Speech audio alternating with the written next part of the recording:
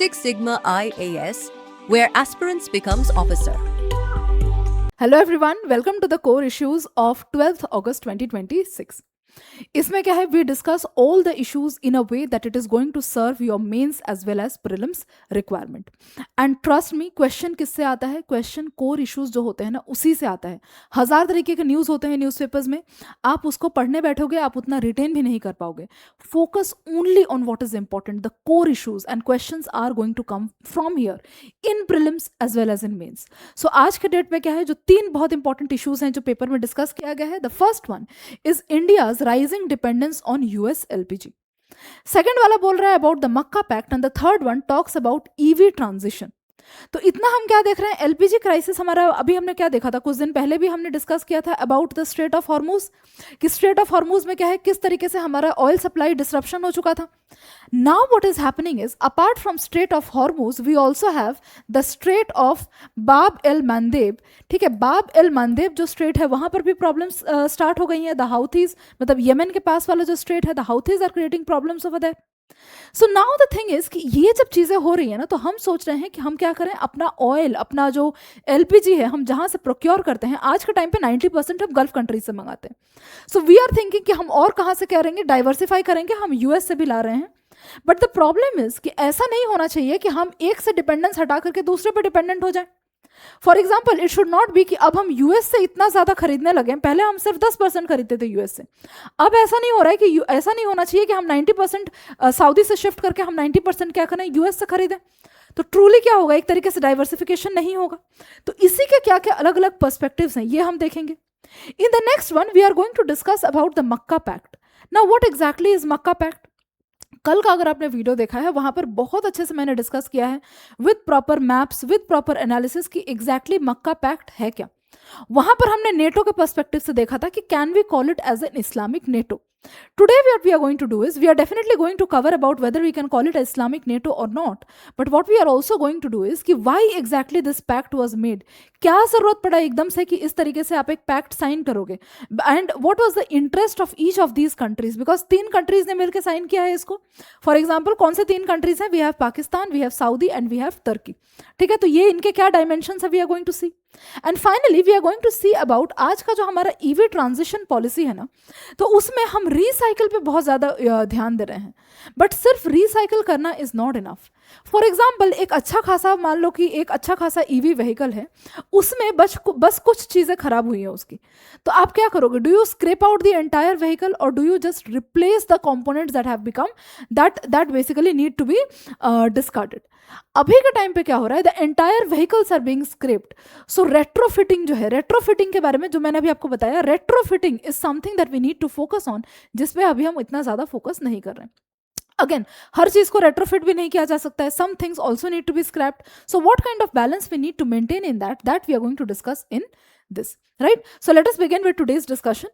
अब क्या है, before I begin, let me tell you about the course we offer here at Six Sigma IAS.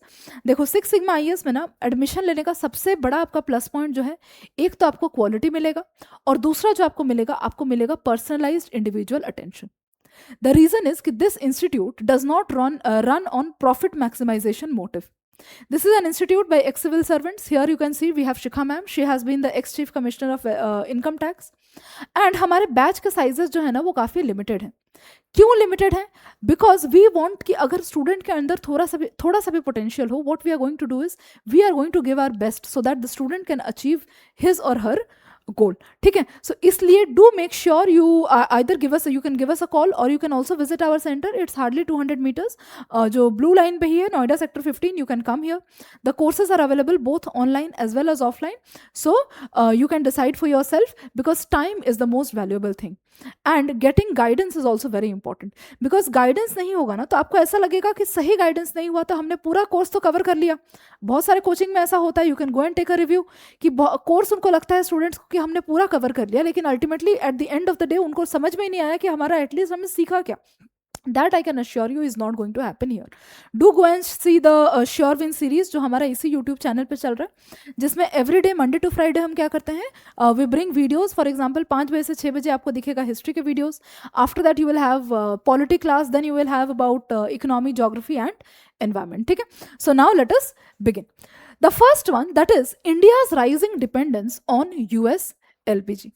What the article is saying कि the Strait of Hormuz crisis exposed India's vulnerability कि definitely हम क्या कर रहे हैं, we have concentrated energy supply chains, heavily we depend on Gulf countries, हम अपना energy वहाँ से लाते हैं. The US is becoming India's largest LPG supplier is therefore not simply a trade story, but it is a test of India's energy security strategy. आज हम US पे dependent हो जा रहे हैं for all our energy supplies, for all our LPG supply. तो ये एक तरीके से क्या होता है, ये एक तरीके से होता है कि आपने ए को छोड़ करके बी को कर लिया, बट वल्नरेबिलिटी तो आपका सेम रहा. टारगेट क्या होना चाहिए कि हमें डाइवर्सिफाई करना है. देखो, इसको समझने के लिए ना सबसे पहले लेट अस अंडरस्टैंड कि एग्जैक्टली एनर्जी सिक्योरिटी मतलब होता क्या है.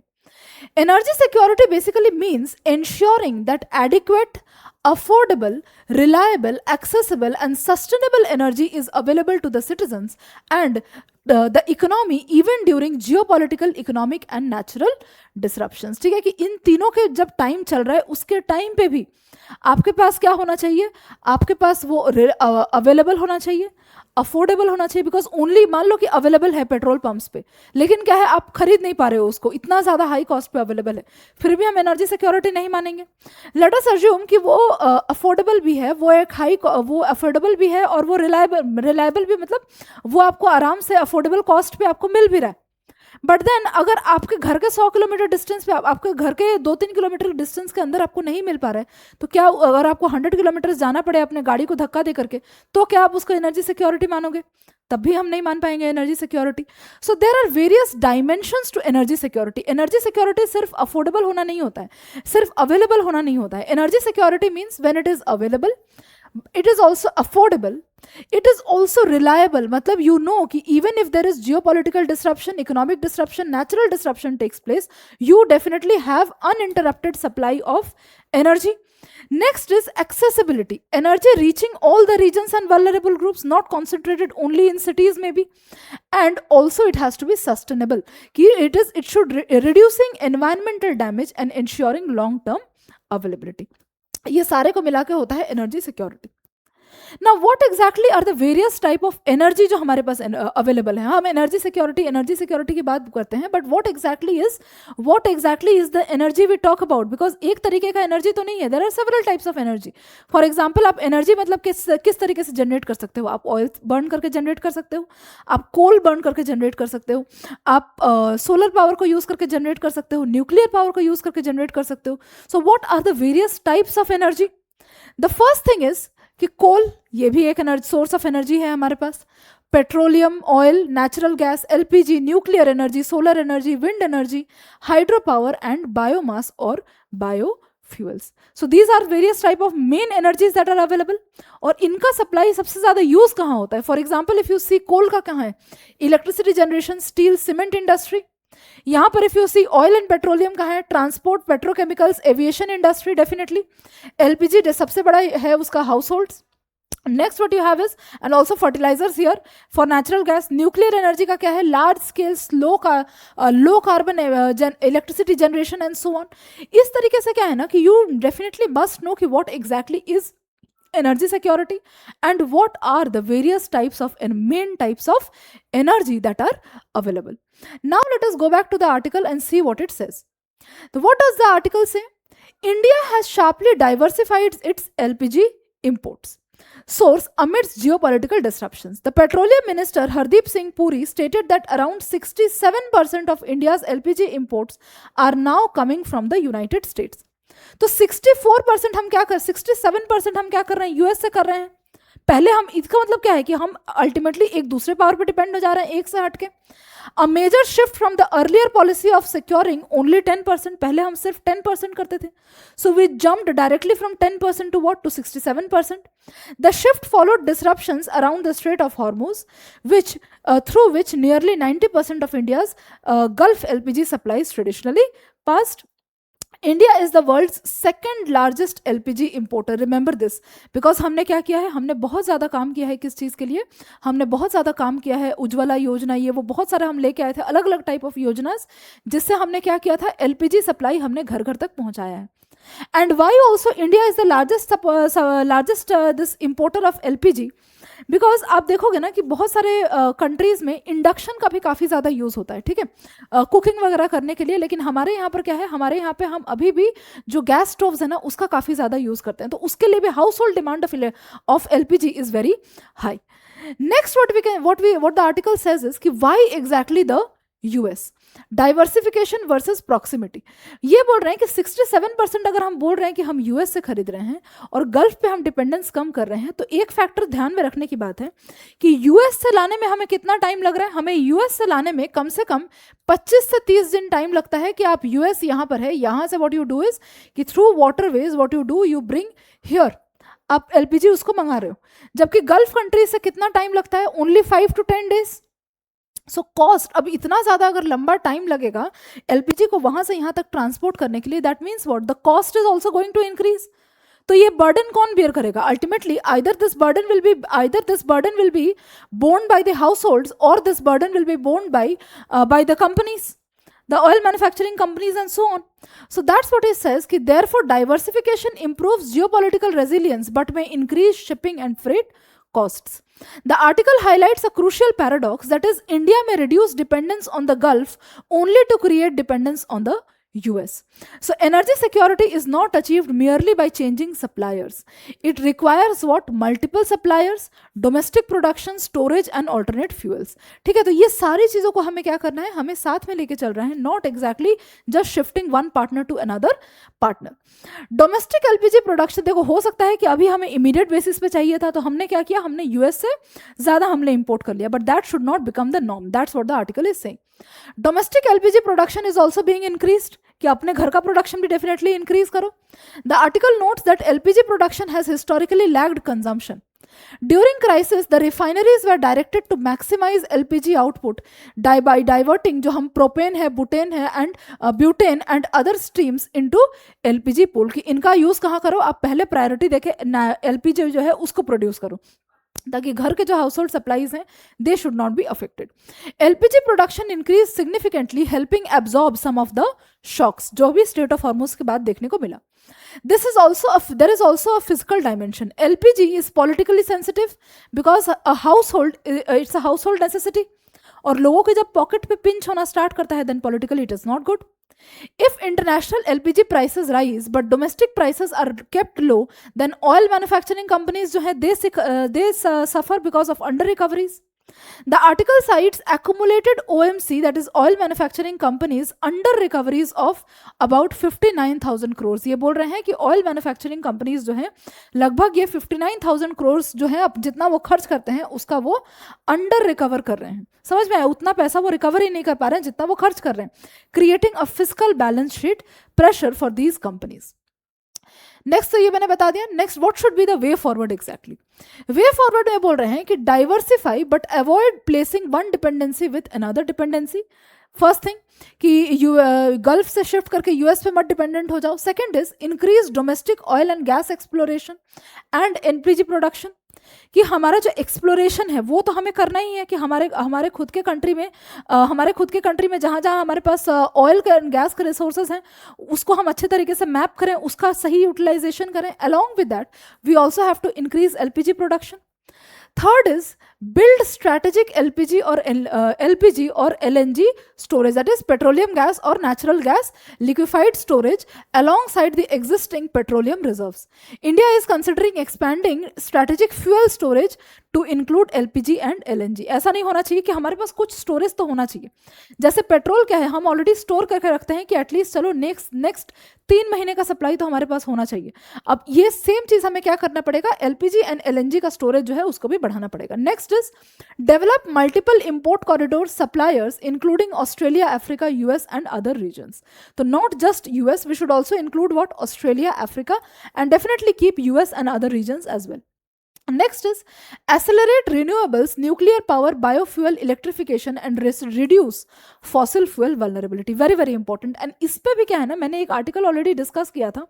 In that particular issue I had discussed कि किस तरीके से हम क्या बोलते हैं, हमने 2017 के बाद से, वैसे तो रिन्यूएबल एनर्जी अगर आप देखा जाए तो 2011 के बाद से ही हमने पुश करना स्टार्ट किया था, लेकिन 2017 के बाद से क्या है, उसको एक एक्सेलरेटेड मोड में हमने क्या किया, रिन्यूएबल एनर्जी को पुश करना स्टार्ट किया.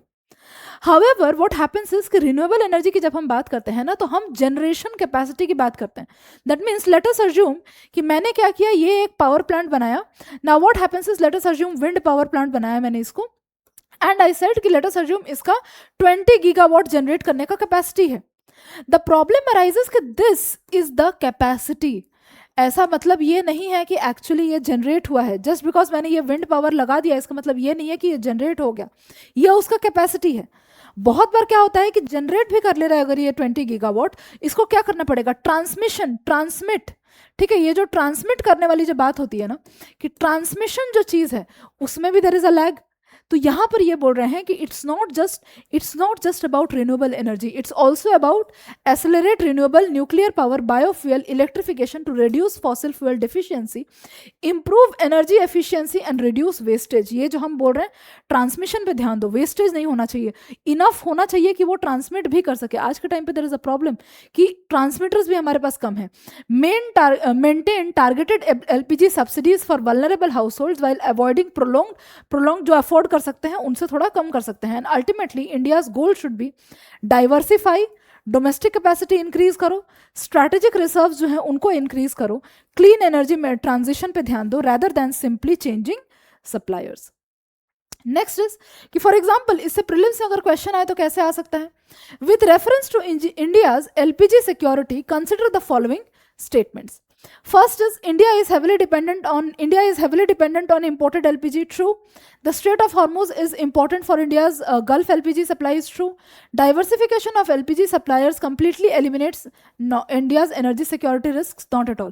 आप डाइवर्सिफाई तो कर लोगे, लेकिन डाइवर्सिफाई करके क्या है, जब तक आप सेल्फ सफिशिएंट नहीं होगे तब तक आप वल्नरेबल ही रहोगे. क्या आप मान लो कि आप यूएस और गल्फ कंट्रीज के संग, दोनों के संग अगर आपका वॉर हो रहा है, तब आप क्या करोगे उस सिचुएशन में. So increasing your renewable energy capacity is also very important. So answer is 1 and 2. And mains में क्वेश्चन आ सकता है कि energy security is no longer merely a question of securing energy. It also is a question of securing resilient energy supply chains discussed in the context of LPG dependence and geopolitical disruptions. So definitely it's no longer about securing energy supplies. What I told you कि energy supply तो आप secure कर लोगे, but it's a question of securing resilient energy supply chains. कि अगर क्या है एक supply आपका रुक भी जाए तो क्या है बाकी जो है वो काम चलना चाहिए. Resilient means what? कि you are prepared to basically deal with even adverse situations. तो ये LPG के context में I hope you will be able to answer this. And if the US now supplies, for the interview for example, if the US now supplies a large share of India's LPG import, has India actually achieved energy security or merely shifted its dependence from West Asia to the US, right? I hope you will be able to answer this. Pause and try to recall. आपका एक mind में भी मतलब चीज़ जो है ये mind में भी बैठ जाएगा आपका. Next if you see the Mecca pact and the rise of strategic hedging. तो इसमें क्या है ना, मक्का पैक्ट की जब हम बात करते हैं, सबसे पहले समझो कि मक्का पैक्ट क्या है.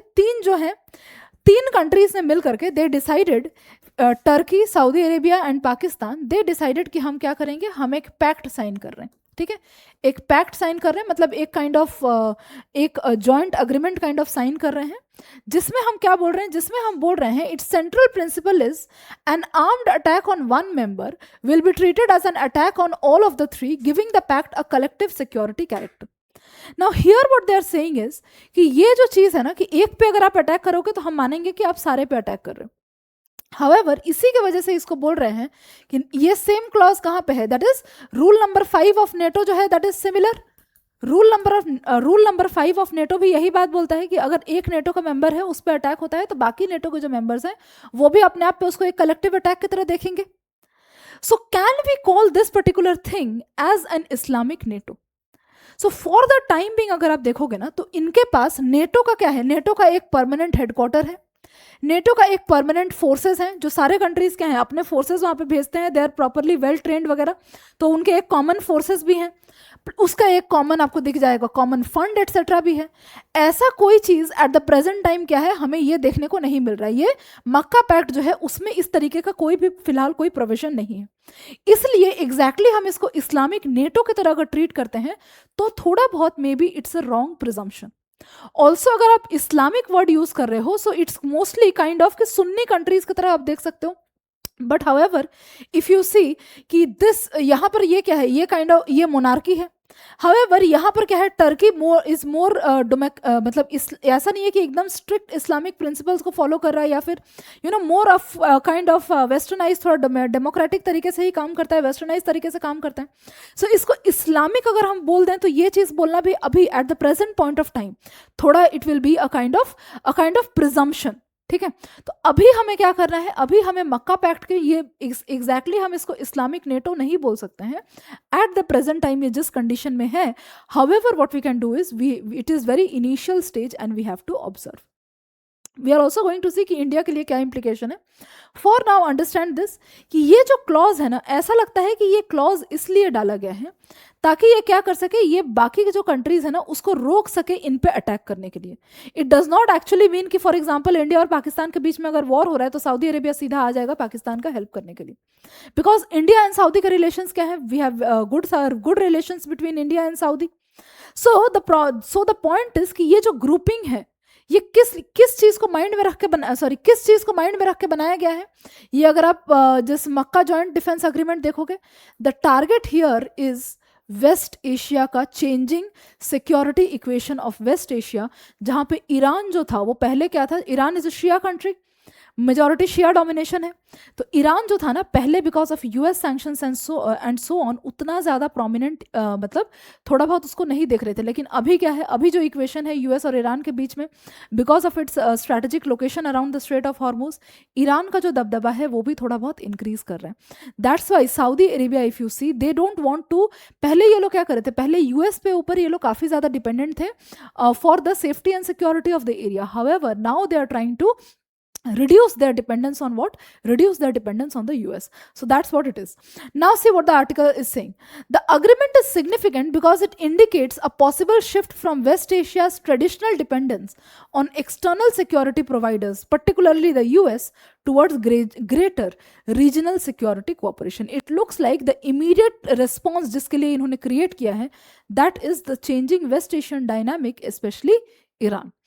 Now, what does the article further say? It says a move towards strategic autonomy.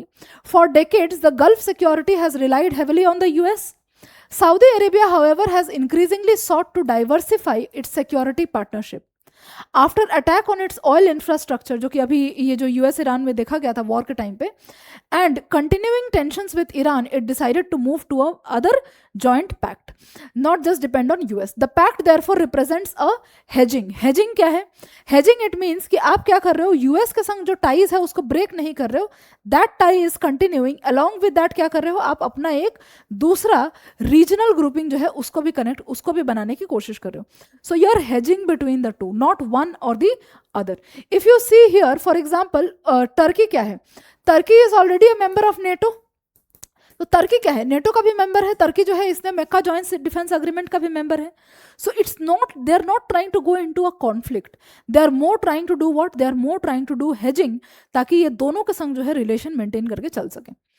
Next what it says कि contemporary complementary strengths of the three countries, कि ये जो तीनों कंट्री ने ज्वाइन किया है, इफ यू सी ये जो तीनों है टर्की सऊदी एंड पाकिस्तान, तो ये यही तीन क्यों साथ में आए? इन तीनों के पास क्या है, ये तीनों के पास कुछ कुछ ऐसी चीजें हैं ना जिससे वो एक दूसरे को कॉम्प्लीमेंट करते हैं. For example Saudi Arabia, it has financial resources, लेकिन उसके पास क्या है, डिफेंस उतना ज़्यादा, बिकॉज वो अपने प्रोटेक्शन वगैरह के लिए, डिफेंस के लिए काफ़ी ज़्यादा जो है वो यूएस पर डिपेंडेंट था. तो उसके पास इतना ज़्यादा उसका डिफेंस इक्विपमेंट्स वगैरह, डिफेंस टेक्नोलॉजी वगैरह है, बट उतना ज़्यादा नहीं है जितना टर्की के पास है. So Saudi Arabia has financial resources, energy leverage and political influence in the Arab and Islamic world. However, and Turkey has strong conventional military capabilities, defence equipments capabilities काफ़ी ज़्यादा है टर्की का. And Pakistan has a large professional military, long standing Saudi defence cooperation, and most important, nuclear capability, which gives the partnership an important strategic dimension. Understood what it says? It says is कि पाकिस्तान के पास क्या है, एक already बड़ा military force है जो कि experience military force है. So that's why all of these ये they complement each other. The three countries combine money, military industrial capacity, military manpower और nuclear deterrence, Saudi, Turkey and Pakistan. The different strategic calculations, Saudi Arabia क्या है उस वो क्यों आया है इस पैक्ट में, it's according may be it can be that Saudi Arabia wants greater security autonomy, reduce dependence on a single external guarantor, that is the US. Turkey wants to expand its influence beyond NATO, and Pakistan's because of traditional geography into the Gulf and South Asia, and Pakistan gains a wider geopolitical role and institutionalizes its defense relationships, ठीक है, with Saudi Arabia and Turkey. Implications for India क्या है, देखो इसमें सबसे पहले बात है ना, ये हमारे लिए सबसे इंपॉर्टेंट है कि इंडिया के लिए क्या इम्प्लीकेशन है. तो एक चीज समझना पड़ेगा कि we should not overreact at this point of time, because the primary aim of this grouping is not to counter India. It is not about India-Pakistan equation. The purpose of this Makkah Defense Joint Agreement basically is कि आप क्या करो, आप waste Asian politics जो है उसको mind में रख के किया गया है. So first thing is the India should closely monitor whether the pact acquires, closely monitor, but it should also not overreact. So India should closely monitor whether the pact acquires India specific security dimension, particularly given Turkey's position, past position of on Kashmir, कि Turkey क्या है, Turkey जो है वो Turkey भी कश्मीर के ऊपर Turkey का जो ओपिनियन है वो भी क्या है, बहुत अच्छा नहीं रहा है, ठीक है. सो व्हाट इट सेज कि India has to monitor it very well. Next is Saudi, India should avoid viewing the pact automatically as anti India alignment. India Saudi economic, energy and strategic relocations are substantial, giving Riyadh incentive to maintain balanced relations. तो हम क्या है, Saudi से considerable amount of हम क्या करते हैं, सब कंसिडरेबल अमाउंट ऑफ हम ऑयल पेट्रोलियम वगैरह हम इंपोर्ट करते हैं. तो ऐसा नहीं होगा कि अगर वॉर है तो एकदम से क्या है Saudi is going to declare war on us. So we have to leverage that, we have to maintain good relations with Saudi. Turkey, for example, Ankara remains more complicated variable because of its relatively strong political and defense relationship with Pakistan. So Turkey is someone which we have to keep into account. Next is Iran. The pact should be perceived as strengthening Sunni strategic grouping, although Turkey and Pakistan have strong incentives to avoid direct confrontation with Iran. एक तरीके से Sunni grouping भी देखा जा सकता है. Iran क्या है, शिया है. हाउएवर इसको उतना ज़्यादा, ये भी एक ऑब्जर्व करने वाली चीज़ है. Is it acquiring this dimension or not. The US paradoxically greater regional self reliance. अब यूएस क्या है ना, एक तरीके से लोगों को ऐसा लगेगा कि may be the US can feel कि जो सऊदी है जो उसके प्रोटेक्ट मतलब एक काइंड ऑफ उसका एक मेजर डिफेंस पार्टनर जो है that is shifting towards something else. But what they are saying is कि रैदर पैराडॉक्सिकली यूएस यही चाहता है according to this particular article, because वो क्या चाहता है कि उसके जो पार्टनर्स हैं वो खुद भी थोड़ा क्या करें, वो सेल्फ रिलायंट बने, यूएस का जो इतना ज़्यादा जो पैसा वगैरह है उतना ज़्यादा डाइवर्ट ना करना पड़े. So paradoxically greater regional self reliance could serve Washington's long standing demand that its allies should assume greater responsibility for their own security while simultaneously reducing US strategic leverage. Next is मतलब एक तरीके से definitely US का leverage भी कम हो रहा है ना, कि अगर ये आपके ऊपर डिपेंडेंट है तो डेफिनेटली आपका एक स्ट्रेटेजिक लेवरेज है उनके ऊपर. However they are more concerned about this according to this article. Next is overall assessment. The pact should not yet be equated with Muslim NATO. It's larger significance is the emergence of strategic hedging and regionalisation. ये सारा मैंने already explain कर दिया पहले. For India the appropriate response is not alarmism, that is not to overreact but to maintain active engagement and monitor. Deepen ties with Saudi Arabia definitely and the Gulf states and maintain dialogue with Turkey. Strengthen India's West Asia presence and preserve strategic autonomy. Question आएगा तो कैसे आ सकता है, consider the following countries and then which of the above are parties to make a joint agreement. I hope you will be able to answer this. Iran definitely नहीं होगा because kind of एक west Asian alliance की तरह देखा जा रहा है. And the reason it is said it's made because of this the emergence of Iran may be as a major power. Makkah Joint Defense Agreement reflects growing trend of strategic hedging and regionalization of security in West Asia. Examine the implications for India's strategic interests. I hope you'll be able to answer this after listening to this question.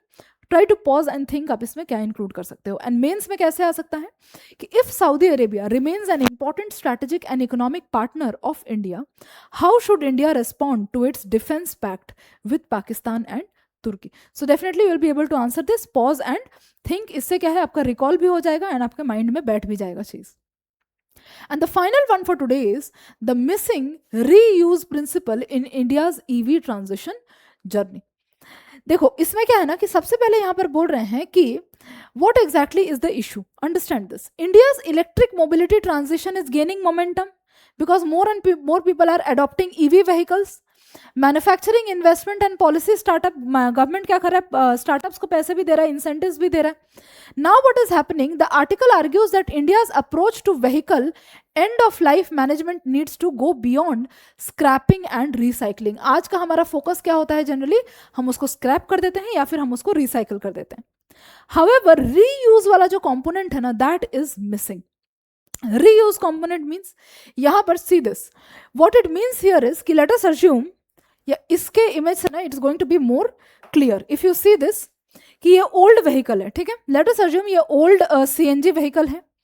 Retrofit station, इसमें जो इसके जो parts हैं, सारे parts तो खराब नहीं हुए ना इसके क्या है, कुछ पार्ट्स होंगे जो हम इसको रीयूज कर सकते हैं. अभी के पॉलिसी में क्या है, पूरा अंदर जाता है, स्क्रैप हो जाता है, ठीक है, एंड नया बन के निकलता है. अब यहाँ पर बोल रहे हैं कि आप इसको रेट्रोफिट करो, मतलब इसमें से जो कंपोनेंट्स यूज करने के लायक हैं उसको रखो, बाकी जो चीजें हैं उसको निकालो, रिप्लेस कर दो and retrofit it, and then क्या है, नया हमारा अपग्रेडेड व्हीकल वापस से रेडी हो जाएगा.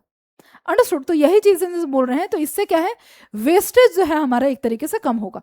The missing element is reuse. An old vehicle should not automatically be considered waste if its chassis, उसका बॉडी हो गया मान लो, other structural components remain safe. Usually क्या है, मशीन्स वगैरह खराब हो जाए बट उसका स्ट्रक्चर यूजुअली सही रहता है. Now, it can potentially be retrofitted, मतलब उसको रख के अंदर की चीजें बस आप चेंज कर सकते हो with an electric power train and continue its service. Thus, the preferred hierarchy should be continue using, should be क्या होना चाहिए, continue using, retrofit and then scrap and recycle. This should be the actual thing. Now why is it important, because circular economy का काम करता है. Circular economy क्या है कि आप उस चीज को हर स्टेज में आप क्या करो, उसको प्रॉपर तरीके से करो. Reuse is a very important part of circular economy. Recycle, reuse, that is very very important part. The reuse component should not be missed. Along with that क्या है, it has to be sustainable as well. Recycling recovers the materials after a vehicle becomes waste, whereas reuse preserves the value already that is present in the particular vehicle. तो हमारा wastage कम होता है. Resource efficiency, manufacturing a completely new vehicle requires fresh raw materials. However, retrofitting मतलब जो खराब हो गया बस उसको चेंज कर देना, जो मेन है जिसके वजह से हम स्क्रैप कर रहे हैं, rather than completely scrapping it, you just replace the old with the new, या जो खराब हो गया with the new one. So retrofitting can reduce this resource requirement. Waste reduction, premature scrapping increases material recovery requirement as well as landfill waste. EVs में क्या होता है, काफ़ी सारे प्रेशियस मटेरियल्स भी मेटल्स भी होते हैं जो उसमें यूज्ड होते हैं. फॉर एग्जांपल कॉपर हो गया, और भी फॉर एग्जांपल कॉपर हो गया एटसेट्रा, जैसे कहीं पे सिल्वर हो गया, इस तरीके से काफ़ी सारे मेटल्स हैं ना, वो EV बनाने में यूज़ होता है. तो हम अगर कंप्लीटली स्क्रैप करते हैं तो हमारे ऊपर ये भी बर्डन हो जाता है कि हमें पूरा रिकवर भी करना है. ठीक है, तो यहां पर बोल रहे हैं कि रॉ मटेरियल, उसी को हम बोलते हैं रॉ मटेरियल रिकवरी. ठीक है, तो it increase premature scrappage increases material recovery requirements as well as landfill waste भी ज्यादा होता है. Affordable electrification, retrofitting could provide another pathway for electrification without requiring every vehicle owner to purchase a new EV. So cost productivity भी सही है इसका. Climate benefits भी है. Converting suitable international combustion vehicles to internal combustion vehicles to electric power trains can reduce dependence on fossil fuel and tell pipe emissions. मतलब आज के time पे अगर आप देखोगे कि आज के टाइम पे फॉर एग्जाम्पल अगर कोई कार है इस तरीके से, ठीक है, इग्नोर द लुक, ठीक है ना. सो इस तरीके से if there is some car here, ठीक है, तो इफ पॉसिबल हम क्या कर सकते हैं कि इफ पॉसिबल हम इसमें इसी को कन्वर्ट कर सकते हैं. फॉर एग्जांपल जो कंपोनेंट्स इसमें यूजेबल हैं, हम इसी के कंपोनेंट्स उठा करके क्या कर सकते हैं, हम मे बी पेट्रोल कार जो है उसको रिप्लेस करके उसके जो मैकेनिज्म है, बस अंदर वाले पार्ट के मैकेनिज्म्स को कुछ रिप्लेस करके अगर पॉसिबल हो तो we can actually convert it into EV vehicle as well. जरूरी नहीं है कि हम पूरे चीज को स्क्रैप करके पूरा नया व्हीकल, मतलब पूरा कंप्लीटली नया ही बनाओ. The article therefore shifts the debates from how quickly can an old vehicle be scrapped to how can we maximize the useful life of existing vehicles. Why scrappage is still necessary? Reuse cannot apply to every vehicle, तो scrap तो करना पड़ेगा, ठीक है. Vehicles with severe structural damage, coercion, compromised safety और very poor mechanical condition, इनको भी scrap करने की जरूरत है. Retrofitting an unsafe vehicle merely to avoid scrappage could create road safety risks. Therefore, vehicle age alone, the age alone should not determine its fate. The condition and the remaining utility actually should, right? And then is the larger policy challenges. India is simultaneously pursuing EV adoption, resource security, waste reduction, and circular economy. These objectives will be difficult to reconcile if electrification simply means replacing old vehicles with the new one. ठीक है. And a genuinely circular EV अगर हमें transition चाहिए, we must therefore consider the entire vehicle life cycle, that is manufacture, use, retrofit, reuse, battery management, and finally we have eventual recycling. Not directly shift from here to here, but follow all the processes that are in between. तभी जाकर के real हमारा EV transition जो हो पाएगा, that is what the article says. And finally, if you see the way forward, the last part, that is vehicle condition assessment has to be done before retrofitting and all. Regulated retrofitment, that is uniform safety testing certification, battery standards for EV, road risk नहीं बनना चाहिए ये. Right incentives, that is provide incentive for appropriate retrofitting while retaining scrappage. Incentive for genuinely and of life vehicles. ऐसा नहीं है कि हमने scrappage पे सब्सिडी वगैरह देना या उसके लिए जो हम प्रमोट करने के लिए जो गवर्नमेंट इंसेंटिव्स दे रही है उसको बंद करते. Both are required.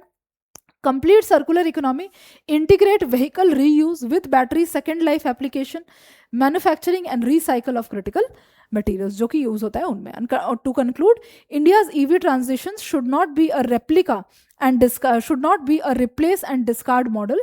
The real test of sustainable mobility is whether India can electrify transport while simultaneously preserving resource, reducing waste, and extending useful life of existing assets. Understood? So this was about the discussion of the various issues of today. So the link of the Telegram channel is mentioned. You can go and see the PDF from there, and do leave your feedback in the comment section. Thank you.